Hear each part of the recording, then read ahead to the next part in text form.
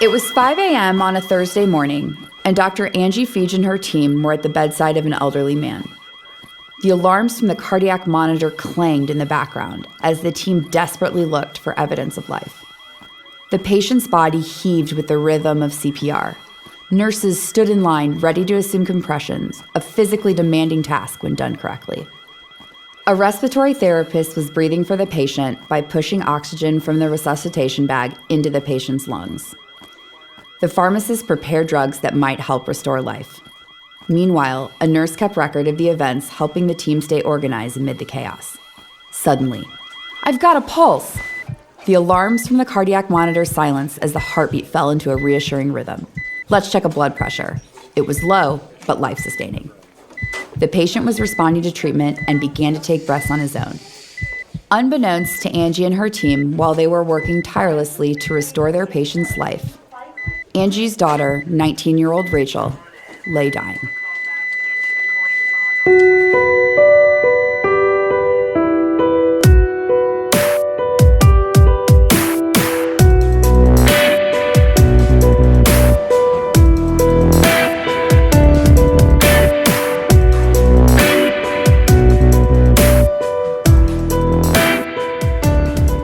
Hello, everyone, and thanks for joining. My name is Georgia, and I want to welcome you here to Safe Tea. Our mission is to spill the tea about what life is really like after high school. Do not be fooled by the word safe in our title. These episodes will not be lectures or public service announcements. The goal is to have real-life students share their stories about college and have honest conversations about the issues you and your peers are facing. Leaving home for the first time is exhilarating. It's a time for self-discovery. We're not going to tell you not to party or experiment. We're going to keep it real, and by doing that, we hope to be able to answer questions that you and your friends actually want help with. We also hope to share some stories that will make you laugh and cry along the way. Today's story is going to be a sad one. We're going to tell you the story of Rachael Fiege, to whom this podcast is dedicated. Because Rachael is the reason for our program, we're going to tell her story over 2 episodes. This first episode will give you an idea of who Rachael was and tell you the tragic events that happened during her first week at college. The second episode will tell you the rest of the story. Enough with the intro, let's meet Rachael. I have a best friend and a best mommy. Her name is Angie. She's very... Rachael was born on July 15th, the beautiful blonde-haired daughter of Rick and Angie Fiege, and the younger sister of Jeremy Fiege. Rachael was raised in the small community of Zionsville, Indiana, a suburb of Indianapolis. Rachael was best known for sporting her side ponytails and wearing her Chuck Taylors. Her vivacious personality was demonstrated by the hot pink walls that she picked for her bedroom and the elaborate earrings she wore every day. In these opening episodes, we have with us some of Rachael's closest friends to share her story. There's Hannah, Laura, Mary, Sammy, Srisha, Sarah, and Annie. Let's start with Laura. So how did you know Rachael? I met Rachael in first grade when I first moved here from New Jersey. She lived right behind me. And so basically like a week after moving in, we kind of just became best friends and spent every day together. Laura went on to graduate from high school early, and Rachael went on to be part of the Core 4, along with Srisha, Hannah, and Mary. These 4 friends did everything together. Core 4, Mary, what was that about? It was kind of funny. Core 4, it started our senior year pretty much. We just, I don't know, people just kind of started calling us that because we just all rolled around together, and I know it stuck, obviously, and we loved it, definitely lived in it, and yeah. I love that, Core 4. You guys sound like a really solid group. But Rachael also had friends beyond just high school, friends she had met from around the state through her love for soccer. Rachael was an avid soccer player. She was born into a soccer family. Her father, Rick, was extremely involved in Indiana youth soccer. Rick and Rachael's brother, Jeremy, were soccer coaches, and all 3 were involved in setting up soccer programs in underserved communities. Rachael played on club teams as well. Annie and Sammy both played soccer with Rachael for years. Girls, you want to tell me a little bit about those times? We were teammates and we were friends, and our whole team just got along incredibly well. So we not only spent that time on the field, but any time we had outside of school and soccer, we spent together. So just a big group of us. Rachel and I grew up playing soccer together. And we played together for a lot of years. Rachel she's hilarious. She was always the first person to make everyone smile at practice. She was the one that made everyone get in trouble for laughing too much while the coach was trying to make us be serious, or we would always be giggling while we were supposed to be serious and doing sprints. And there was never a day that if I came to practice really upset or if I came to a game really upset and I had a conversation with Rachel or hung out with Rachel, there was never a time where I left practice upset. I was always in a good mood. Rachel had an easygoing way about her that endeared her to friends from all aspects of her life. Laura, how do you remember your friendship with Rachel? Rachel was crazy. She was the most fun person to be around. You always were laughing when she was around. She just showed up at our back door and would just walk in, wouldn't even knock. And so we'd just kind of hang out, and I don't know, she was just so much fun to be around. Like, I just always was laughing, even if we were fighting. Like, she would just start making me laugh, and it was always fun together. Sarah, what about you? What do you remember? Rachel was an amazing girl. She'd put a smile on your face whenever you needed it. She would make you laugh either by something she did or like even just her laugh would make you laugh. And that's one of the things I loved the most about her was it just always seemed like she was happy, and so it put you in a happy mood. Shrisha, what kind of friend was Rachel? What do you remember? I would say that Rachel is the kind of friend that you go to when you're really upset. She was always in such a good mood and could make you laugh about literally anything. And she was also probably my biggest supporter. She was genuinely happy for you if something was going well for you and was so encouraging if you were upset. Like, she was always there to talk to, always there when you needed her. She was definitely the kind of friend that you would want to keep around because she loved the people that were close to her and genuinely cared for them. It wasn't someone she was never fake, always had your back. Like, if anyone ever said something about you, like, I was never worried that Rachel would be talking bad about me. I knew that if something were to happen, she would always take my side and be a loyal friend to me. Sounds like she was a fiercely loyal friend, to say the least. And looking at her pictures, I can see that she had a genuine smile that could really light up a room. Rachel was just the most lively person I've ever met. She had a smile that would just I learned a lot from her to be so carefree and to not sweat the small things. She definitely lived by that and cared a lot about other people. Rachel's passion spanned more than just soccer. She was a sucker for furry friends and spent time volunteering at an animal shelter with her friend Laura. She also had a soft spot for kids with disabilities in high school and was an active member of Best Buddies. In high school, Rachel and I decided to take a class called Peer. That class I always just considered it like getting your feet wet and learning about special education and in teaching. You got to interact with our special needs classmates on a day-to-day basis. We got to do community outings with them and just build some really, really strong relationships. Rachel and we ate lunch together every day, and we noticed one of our peer classmates was sitting alone at a table. And Rachel, being the bubbly, outgoing, goofy girl that she was, she wanted everyone included, and we decided to get up together, and we invited the classmate to come sit with us and eat lunch that day. And then the next day, that student was sitting by themselves again, so we invited them over to sit with us again, big smile on their face. They came and joined us. And then finally, after that, a couple days later, that student stopped going to sit by themselves and they started joining our table every day. And then some of our other peer classmates started joining too. We had this massive lunch table combined with everyone that you could think of. And one of the peer classmates actually who joined our table a little bit later asked Rachel and I if we could walk her to her music class after lunch every day. And so Rachel and I would walk her to her class. The three of us would just walk down the hallway and the two of them would goof off and I would just be in tears laughing. It was just the most fun.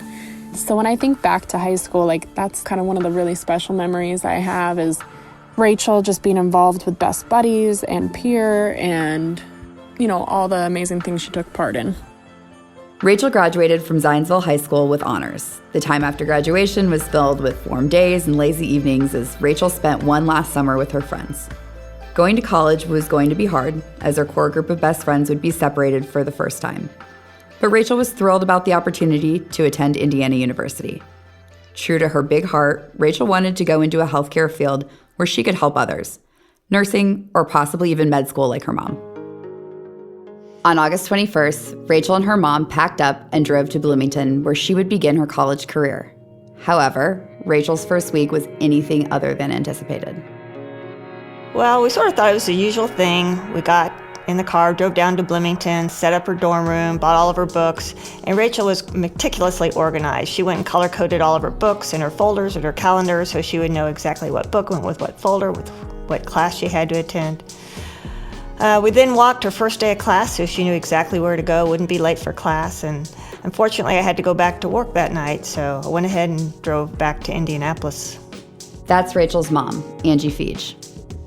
And so the next day, Rick, her dad, went down to Bloomington and set up her bank account so she had money in her account and had lunch. He gave her one last kiss and she headed off to the dorm with that huge smile of hers on her face. I went on to work, and then later that night, Rach texted me and said she was going to head out to a party. And I really wasn't too worried about it. I knew she would be with her best friends. She was with a safe group. So at 11 p.m., I texted her and said, "Be careful, honey. Stay in a pack, and I love you." And Rachel replied back, "Love you too, Mom." And that was the last text message I ever received. Mary, you were at that party with Rachael. What do you remember? I remember that night so clearly. We were so excited, getting ready with each other to go out, listening to music. We were meeting each other's new friends we had already made in the dorm, and just excited to really start the next journey and chapter. We had always told each other, though, when we go out together and we don't leave each other. We want to stay with each other and kind of watch out for each other too. But I think us going to this party with mostly all people from our high school, we felt safe. This was probably the safest place we'd feel starting to go out in college, and I think created a false sense of safety in the end of it, which is a very unfortunate thing. But we went there and all of our friends were there. We were having the best time. And no one ever tells you when it's going to be the last time you see your best friend, but that was the last time I ever got to see her, the real her, in person. Sometime around midnight, Rachael lost her footing as she walked down a steep, rickety staircase in the dated house some upperclassmen from Zionsville had rented for the school year. Rachael hit her head when she fell. She was dazed, but managed to get up, and one of her friends had her lay down on the couch while the party went on. Partygoers continued to check on her throughout the night. At 6 a.m., someone checked on Rachael again. This time, she was blue and lifeless. She did not move when they tried to wake her, and they realized that Rachael wasn't breathing. Someone called 911, and EMS and police arrived at the house. Rachel's heart had stopped. Medics worked feverishly to restart her heart, and they transported her to a nearby hospital. In the emergency department, Rachel's heart was restarted, but then stopped again, 3 more times.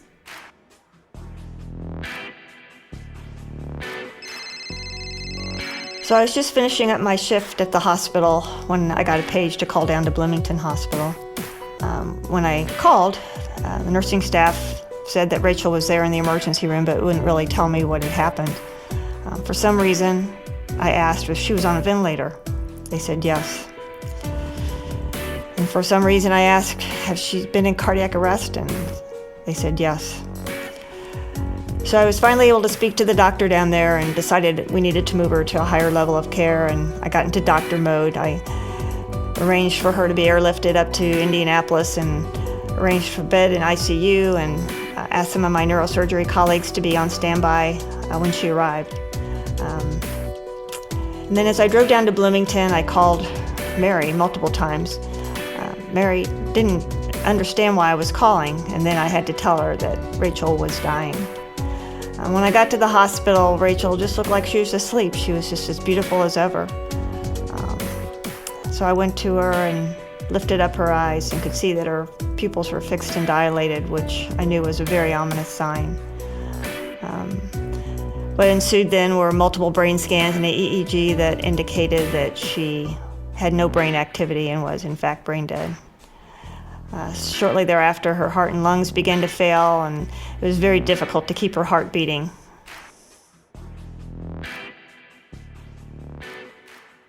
Soon, the news spread to Rachael's friends, who were in colleges scattered through the state. The text spread like wildfire. People were in disbelief. How could this happen, especially to Rachael? Mary was the first to find out. The girl that found her in the morning called me and said that she had a fall. So obviously I went to the hospital as soon as I could and met Mrs. Fiege there. And I didn't really know what to expect because Mrs. Fiege told me to come say goodbye. And I thought she was going home, just so you know, maybe like had a bad fall. But I didn't realize I was like permanently gonna be saying goodbye to my best friend. And it was just definitely something that I was not ready for, nor would I ever be ready for. But it was easily the worst day of my life. It didn't take long for the Core 4 to find out the horrifying news.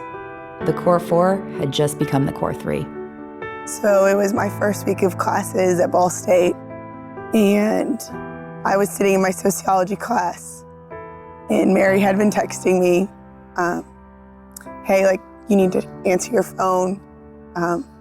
You just need to answer your phone, something's wrong. And I was like, okay. So I immediately go out of my class, and she told me that I needed to come down to Bloomington because Rachael was dying. And immediately in my head, I'm like, this can't be real.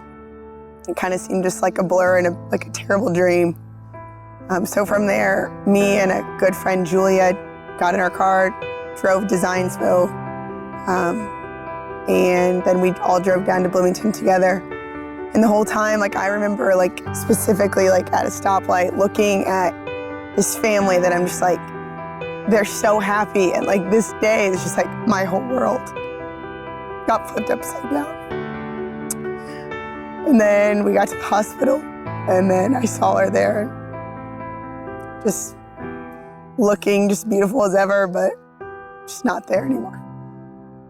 At this point, I was a freshman. I didn't even have a car. I hadn't even finished my first week of classes. And so my neighbor, who's a year older than me, came to my dorm, emailed all my teachers for me for that day, and then drove me home because my parents were actually leaving for India that day. And so they were already gone when I had gotten home. And so I met up with Hannah, and we drove to the hospital together. And I think walking into the hospital and seeing Mary, and then we just broke down to tears, is when I understood for sure that, like, I had come to the hospital to say goodbye to Rachael. Soon, all of Rachael's friends were making their way to Bloomington to say their last goodbyes. Annie, how did you feel when you heard the news?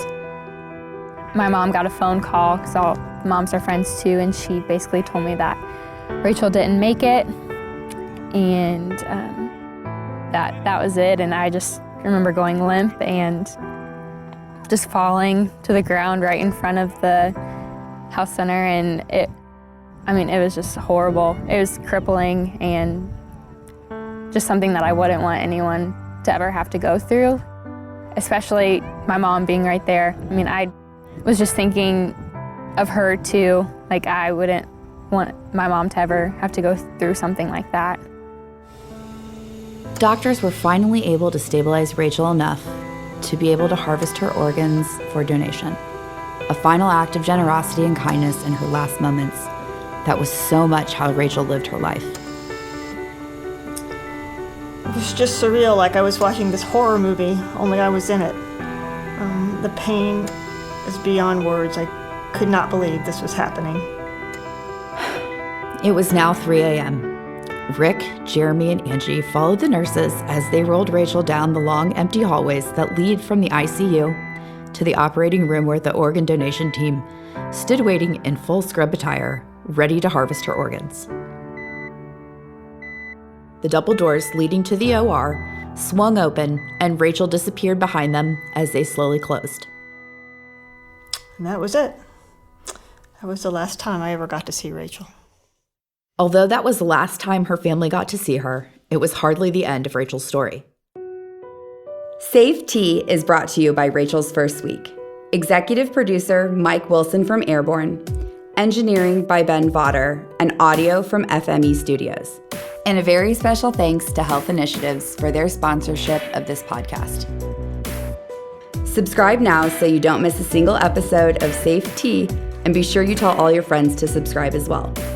Don't forget to go to our website at rachelsfirstweek.org, where you can find out more about Rachel's First Week and Safe Tea. Remember, Rachael is spelled with an A, Rachael. While there, check out Rachel's Heroes Gallery, dedicated to students who have done the right thing when it all hits the fan. And show us some love on social media. We'll see you next time.